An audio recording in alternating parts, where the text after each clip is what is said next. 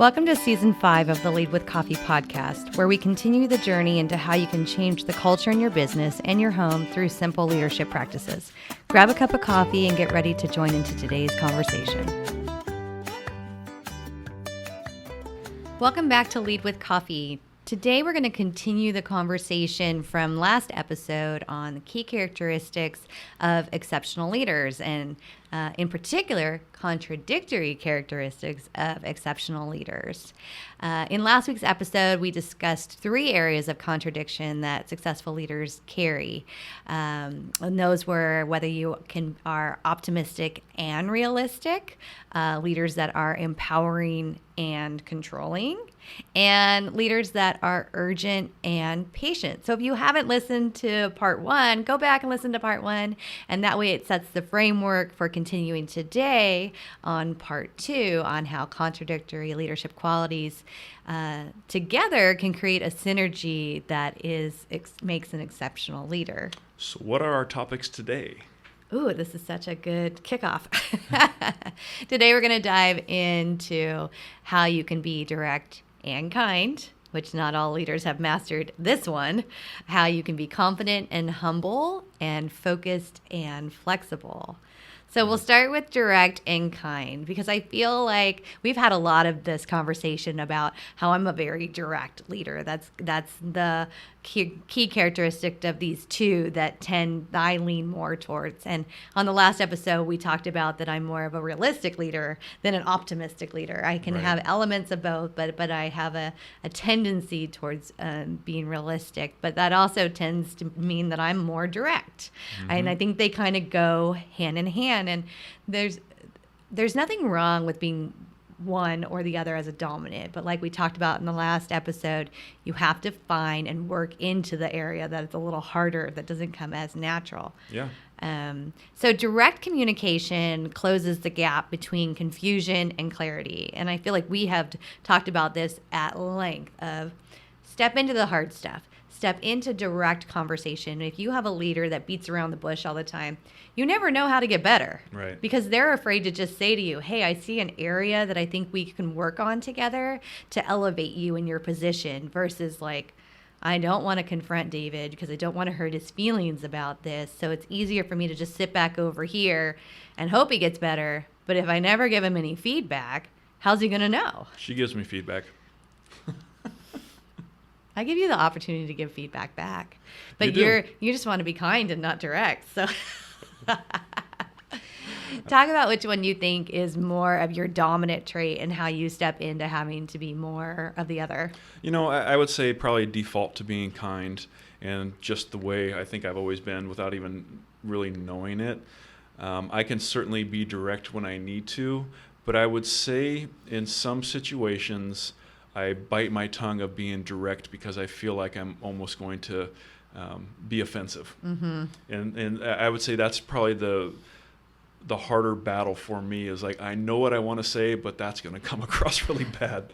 So being more kind is definitely a default, and that's something I've worked on. And like I said, I can certainly be direct on things, but I have to, it takes a little more energy and a little more thought to be direct, to say the right thing. Yeah. I almost think it's unkind to not be direct with people. I think it's more kind to be direct, to be honest. But direct is also not negative.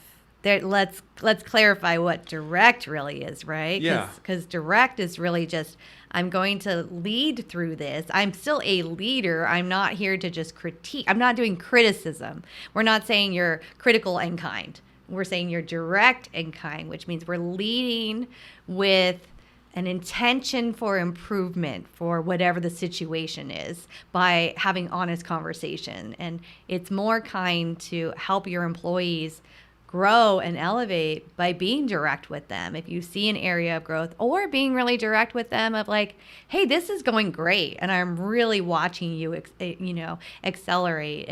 And if you don't give feedback, good and bad, then people just never really know if they're meeting your expectations. Yeah, and I think going on with saying that, not being critical, because if you are too direct, and by you being too direct, you automatically put up the defenses on a client or, you know, whoever it is.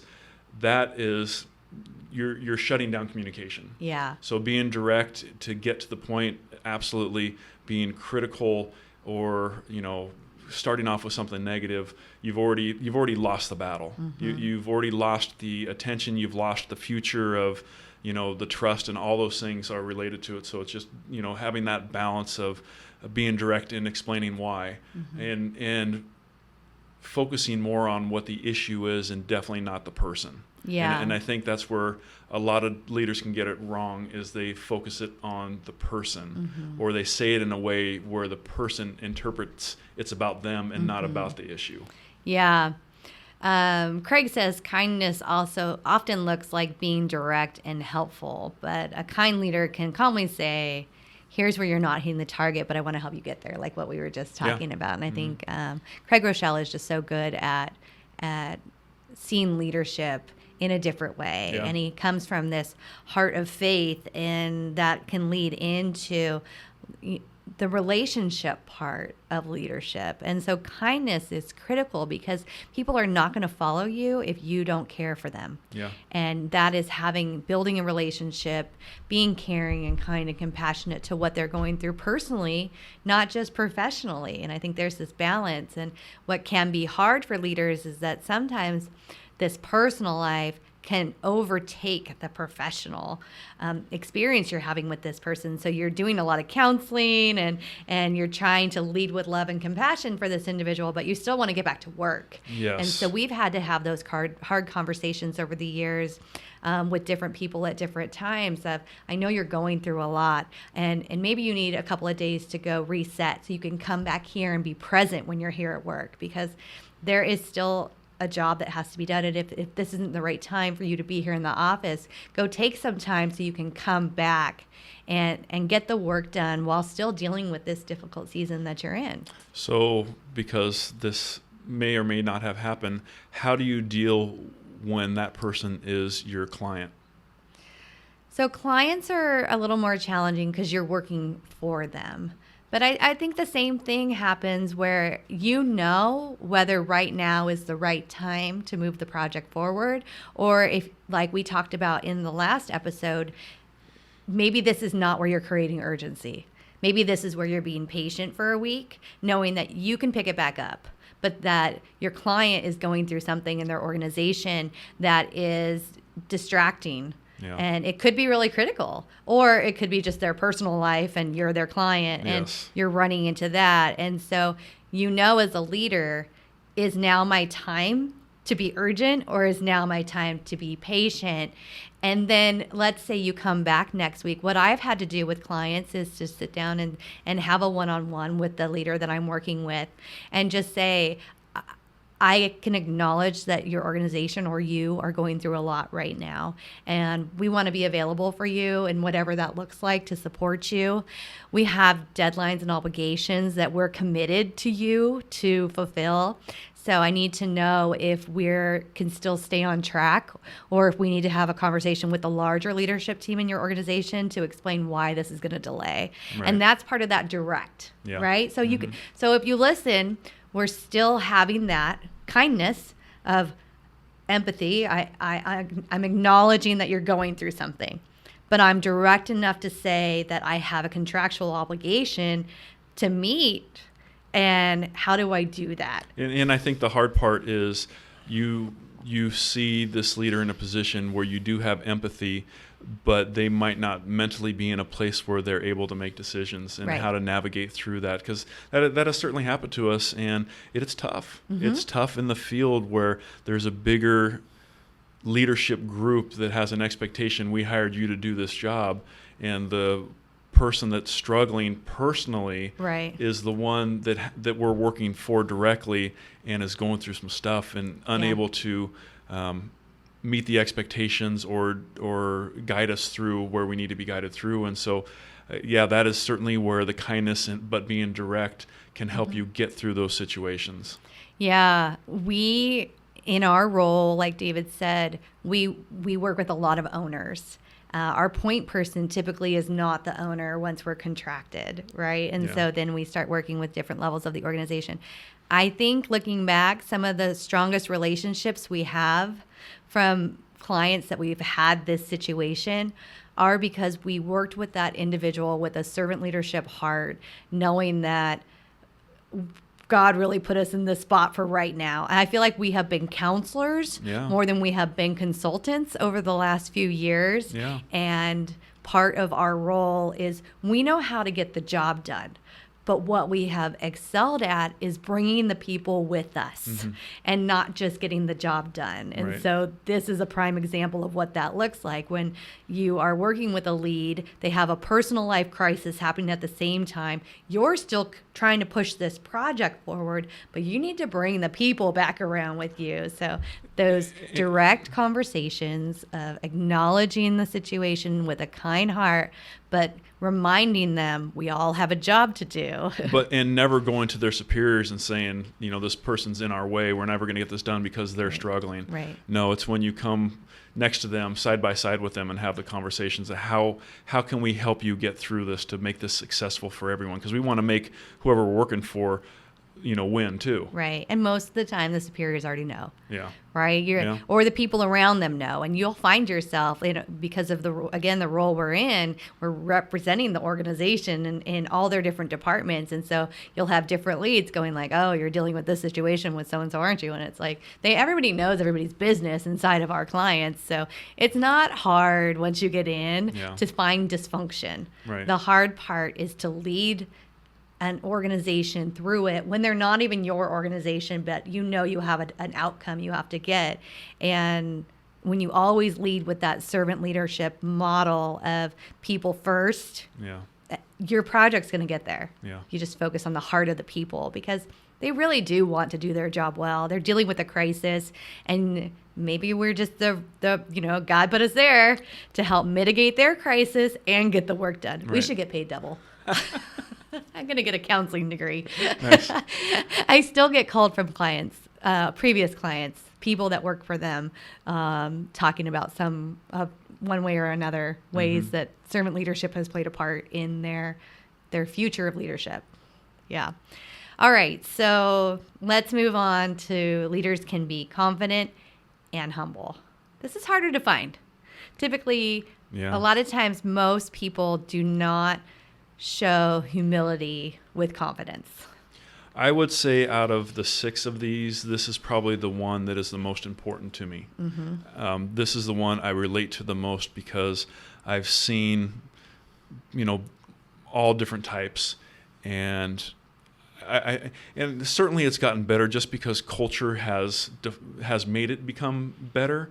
That you have more humble leaders than there were back in the 90s and the 2000s of how big organizations were run, and that is very fortunate. But this is one of the things that it's like the first time I learned more about this was like, yes, I can identify with that because I'm a confident person, but I also want to be humble. I don't want to brag. I don't want to I accomplished this and did this and did this and everyone loves me and all those things. But you have to have the confidence in the sense of, I know how to do this work. Right. And so there's a balance there of showing that you are confident in your abilities, but you don't have to tell everybody how awesome you are. That's confident and arrogant, in case you guys didn't know. We've seen that a lot, right? I mean, everyone knows the arrogant leader that is gloating, patting themselves on the back, posting their rewards and, waiting for the praise. Right. And I think that it can go too far in both spectrums. I think I have seen humble leaders that do not represent confidence when they're working with other leaders or clients. That's true. Because they're so afraid of being looked at like they're arrogant. But at the same time, if you're in a room of people that all do what you do, but you're not expressing a confidence that you deserve to be in the room because you want to act so humble that, you're less than them, that's when your leadership can start to struggle because you're not seeing yourself as at least equal to be in the room with all of these people. Absolutely. Right? Yeah, that totally makes sense. Yeah. but I think that you can't have one without the other, or you have unbalanced leadership in this one. This is one of those where you really have to have both. When you're leading a team, you can't just be a humble leader that, is just not really acknowledging strength and leadership and the importance of it. You can't just be building your team up the whole time. They're also looking to you to lead. Yeah, and, absolutely. And to you're giving them confidence in your ability to lead. So this one, you have to learn to get comfortable in a constant state of discomfort, which sounds odd, but this is always, the whole talk is about characteristics that contradict each other. So to be confident and humble can feel uncomfortable. If you're overly confident, find something new and start at the bottom. That one makes sense, right? That'll be humbling. Yeah. That'll be humbling. That's what Craig talks about. That's like what we talk about with the barn, right? So starting something new, starting a new business, we're really confident in running the business we have. It's been going for 35 years. We've got systems in place. We know what we're doing. It doesn't mean that we are always going to do it this well, but we're confident that we know how to run a small business. Yeah. Starting a new business, well, that's humbling, because then you realize what went into getting here 35 years later. Right. And I would say also expressing it these days on social media, like, here's our journey with the barn, and we're going to put it everywhere and show our failures and all those things. And I think that's important. So I think my take on the confidence and humility, I think you have to be confident as a leader to build up the rest of your team. Mm-hmm. You are not going to have good leaders coming up behind you if you don't give them the praise, if you don't humbly.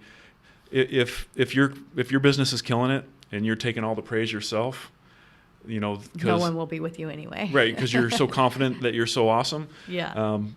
You won't build up the leaders behind you, but you do have to have the confidence and the humility to say, you know what, thank you. We really appreciate that you appreciate our work, but that was my team. Right. That was my team that worked endless hours or, figured out this hard whatever problem and came up with, a handful of solutions for you to choose from. Mm-hmm. That's where, as a leader, being confident and showing to your team how you interact with a client in a situation like that makes a huge difference. And that's what builds confidence and humility into your team, because your team's seeing, wow, you can accept praise, be humble about it, and show confidence that I have a great team behind me to do it. Mm-hmm.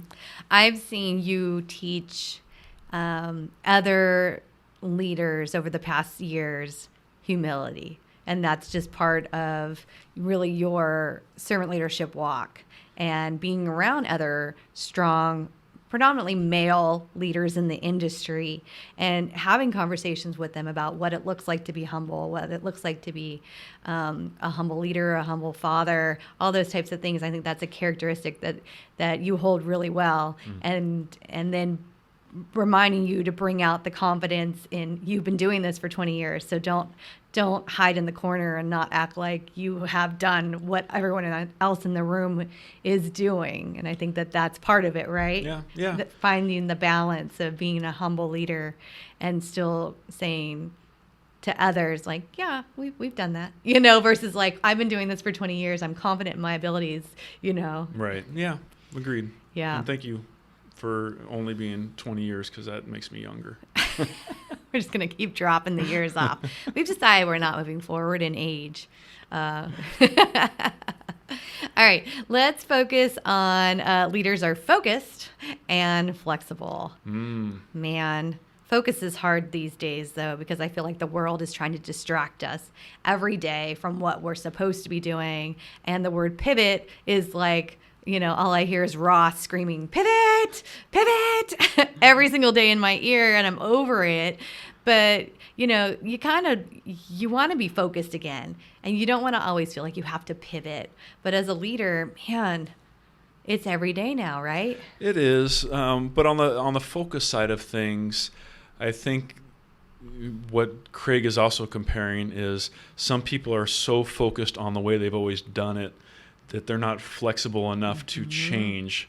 And it is that flexibility that is going to get you to the next level. Right. And we have certainly seen that there are systems in place that this business has been doing for a really long time that work. And so it's like, well, if it's working, why are we changing it? The problem is the world is changing. And if you're not going to be flexible in how you approach things, you're going to become irrelevant. And we've had that conversation before too. So I think I agree. It's hard to focus on specific maybe projects or tasks or whatever. And I think on a day-to-day basis, you just have to figure out what you need to change, how you need to be flexible so you can get that time that you need to be focused. And for me, sometimes if I have a big project or if I'm going to write a scope of work or a proposal or something like that, being here in the office isn't necessarily the best place for me. Being at home might not be the best place, but sitting at a Starbucks or sitting somewhere quiet that's out of the norm could help you become more focused than what you deal with where you are on a daily basis. I find that I can process and tackle something when my body's in motion. You're the same way. Like you sometimes get your deepest focus when you're working out in the mornings because your body's in motion, but your mind is kind of starting to process all these things without sitting behind a computer. Right. I find when I'm going for a walk, I have clarity on things that I wouldn't have if I'm sitting here distracted all the time. So maybe it's just taking the dogs around the block, but in those 20 minutes, I processed something because I've allowed myself to stop being distracted by the world.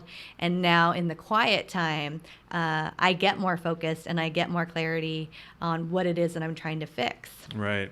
Yeah. And again, this is talking about how great leaders need both. You need both. You need to be able to sit and focus when you need to sit and focus, but you also need to be flexible, whether it be the way you're doing things, the way you're running your business, even the day. I mean, if you're so planned out in your day that you have no flexibility, what happens when the kid gets sick at school? You just have to be flexible. Is it always easy? Certainly not. Certainly not, depending on what your personality is. This podcast is sponsored by CBSI. For the last 35 years, CBSI has helped customers navigate change in their organizations, whether they need a team to manage their construction projects or are planning a relocation to right-size their office space. With transparent communication and culture-building strategies, CBSI leads the leaders of organizations through complex projects. If you are in the need of a proven team, check them out at cbsisandiego.com. Craig talks about that so many of the best leaders are ruthlessly, I can't say it today, focused. Right. They set a goal, an objective, and they go for it. They do not stop until they get there. And that's a great leader. I mean, you need people on your team that can just go and take the goal, run with it, get it, and you're going to celebrate. But you also need the people that when they're leading can see when there is a turn in the road that you're going to have to be flexible. You're going to have to start to figure out that straight path from where you started to where you're ending has a lot of winds and turns and diversions and stop signs. And what's that going to look like? And in this constant world of change, we've talked about it on a previous season of that we teach change management to clients. We have a platform that we use in our business called the Stoplight Effect, and it really is teaching people that you're focused on something happening in your organization. You have a goal or a change that you're trying to lead through. But how do you transition people to get there? And so are they a red? Are they a hard stop? I'm not in alignment with where you're going right now. Are they a yellow? I have questions. Are they a green? I'm all in. I'm a go. And so you're focused on this goal and this outcome, but you need to be flexible for the yellows and the reds because you don't want to leave your team behind. And that's where you're having to start to pause and say, Let me understand your questions. Let me talk to you about why this is hard for you. You have an aversion to change, and I understand that. So ask me the questions. Let's talk through it and let me get you to be more comfortable with this process. That's what flexibility can look like in leadership. Right. You're driving your team in the direction, but not everyone's, in the car with you on the same path. They're diverting. And how do you get them back together? And that's where you have to be a flexible leader. Yeah, and I think, the other thing that came to my mind is I know, because I've done so many over the years, that when it comes to a move, I can be like laser focused, like we are going to go until this thing is done. And not being as flexible, like, oh, it's time to take a break. You go ahead. I'm going to keep going. We got more work to do. I think I'm more flexible when it comes to the business side of things, on planning and that type of thing. At least I'm becoming more and more flexible. But I thought about that, of all the countless moves we've done. It's like, all right, this thing has to be done. Well, let's go. Right. Yeah. You're kind of a drill sergeant when you're in implementation mode on any project, actually. Yeah. You really that's that laser focus. Mm-hmm. And I hope you're all on board, because we're going. I don't have time. Need some water? No. I don't have Let's time go. for your personal drama. I'm not going to be kind to you right now. I'm going to be direct. Let me just set the tone. I have an outcome. I have but one day to do it. I don't have time for compassion. Yeah. And that's where we work on ourselves. So I want to go back and review on part 1 again. We did that leaders can be optimistic and realistic, empowering and controlling, urgent and patient. And again, you're not going to fall into all those, but you're going to have some characteristics of each. And today was leaders are direct and kind, confident and humble, focused and flexible. So again, I encourage you to go back to your team. Maybe use this next week in your staff meetings, in your dialogue with your leadership team, and now talk through the 3 that we just went over and figure out where's your dominant characteristic. Remember, the contradictory characteristics are what make you an exceptional leader. You have to have a little bit of both. Right. You're going to have a dominant one, and it's part of acknowledging that this is my dominant side, but I'm working on this other side because I want to be exceptional. I don't want to be average, as you like to say with E.T., right? Eric Thomas. Like, who's striving for average? Right. We're striving for excellence. So I think everyone realize we're all just a work in progress. We're not going to be all of these things, but to be an exceptional leader, you want to work on all these things.